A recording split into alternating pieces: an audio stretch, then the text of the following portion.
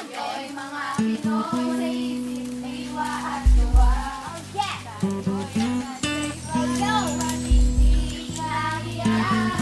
Tayo'y mga Pinoy. Hi! Kami nga pala ang third year guys.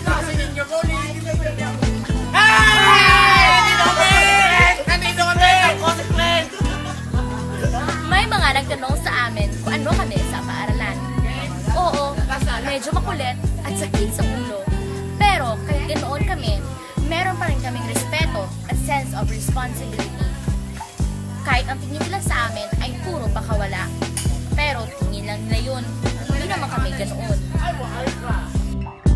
Kita nyo naman, nandito kami kahit hindi kami kompleto. Mahal namin kayo eh. Gusto lang sana namin ipakita na hindi kami ganon kasama. Ayaw lang namin na may ma-disappoint na naman ng dahil sa amin.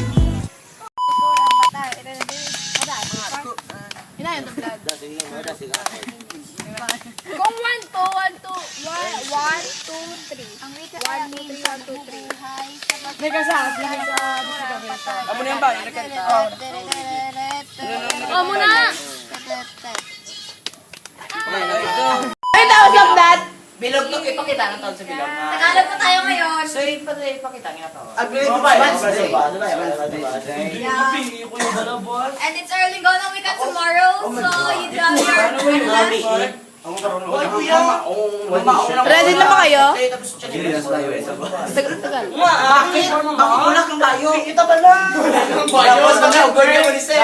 Hindi ko sila siling kay mama. Anong susukan mo, buwas? Ikaw, pare. Anong susukin mo, buwas?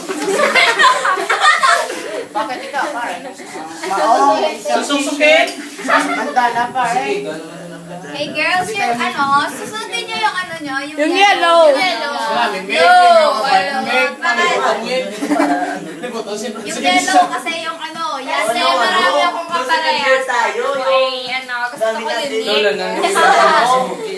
Ang gago na sa Marong-marong. Gago.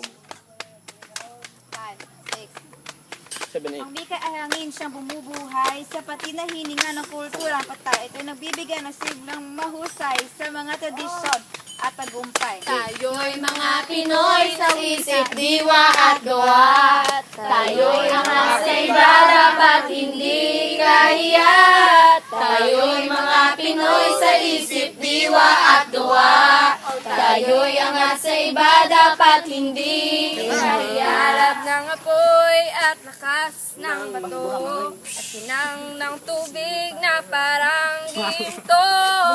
Kang Pilipino'y matatag na hukbo, lakas ng iyong pagka-Filipino.